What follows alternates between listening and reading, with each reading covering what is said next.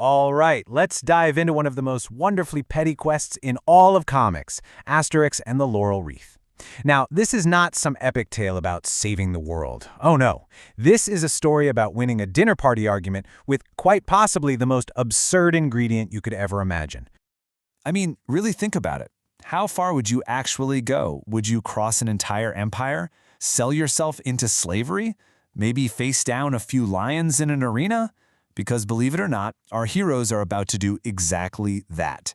And it all kicks off, as these things so often do, with a truly terrible family dinner.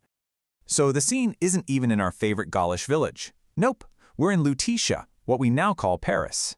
Chief Vitalstatistix and his wife Impedimenta are visiting her brother for dinner. And let me tell you, the tension is so thick you could cut it with a menhir. And here's where it all starts to go wrong. You've got Chief Vitalstatistix on one side, proud, maybe a little loud, but he's the respected leader of the very last free village in all of Gaul.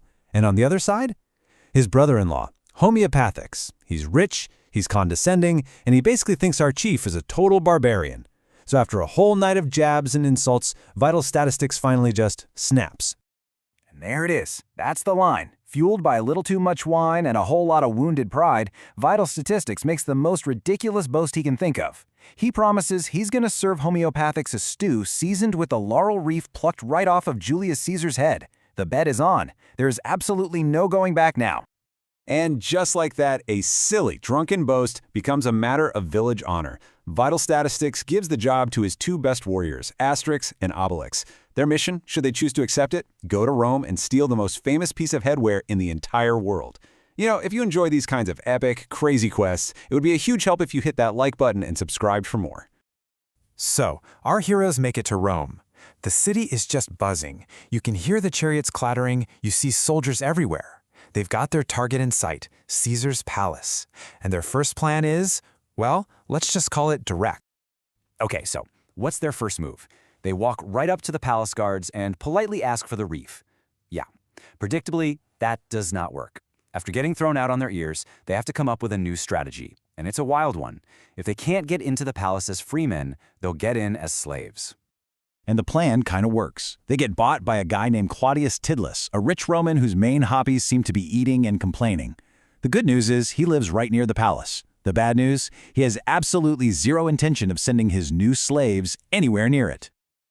So, to get themselves kicked out, Asterix decides to help out in the kitchen. He cooks up a stew with a special herbal blend from Getafix, and this stuff is so potent it makes the dinner guests literally breathe fire, change colors, and have their hair grow in seconds. The plan works like a charm. They're thrown right back out onto the street, exactly where they started. Okay, so now they're masterless, they're broke, and they decide to dive into the Roman underbelly. The new plan? Find a professional thief, someone who actually knows how to get into heavily guarded places. And this leads them right to Rome's local gang. So, through a classic series of mix-ups and just a casual display of Gaulish super strength, Asterix and Obelix manage to scare the entire local mob into making them their new leaders. It's completely by accident. They try to use this new criminal network to find the wreath, but the gangsters are useless, totally inept. Frustrated, they head to a tavern to figure out what to do next. And who do they find slumped over a table in that exact same tavern? Their old master, Claudius Tidlus, absolutely wasted. They figure, hey, let's wake him up, maybe he knows something. And oh boy, do they get more than they bargained for. In his drunken haze, Tidlus mumbles this name, Golden Delicious, and lets it slip that his son came home from a wild party the other night wearing a laurel wreath he'd swiped as a prize. Unbelievable! The wreath wasn't in the palace at all. It's been on the head of some spoiled Roman kid this whole time. So boom, new target. But of course, there's a huge problem. Turns out, Golden Delicious got arrested for his wild partying and has been sentenced to be thrown to the lions in the Circus Maximus. So the wreath isn't just on some guy's head, it's in a Roman prison on a man who's about to die. By the way, if you're loving these twists, go ahead and hit that like button to let us know. Right, so how do you get into a maximum security prison to get a wreath off a condemned man? It's simple, really. You get yourself arrested and condemned too. So our heroes set out to cause just enough trouble to get sentenced to the games right alongside Golden Delicious. And they succeed, of course, in the most chaotic way you can imagine. They basically derail the entire Roman legal system by just shouting Gaulish insults in response to every question. The judge is more than happy to sentence them to death in the arena. Their plan is working perfectly. Picture this. The Circus Maximus is roaring with 100,000 spectators. The air is just thick with dust, the smell of caged animals. Gladiators are marching out, lions are being released, and Asterix and Obelix just turn the whole deadly spectacle into their own personal playground, casually knocking out gladiators while looking for golden delicious in all the chaos. But here's the best part.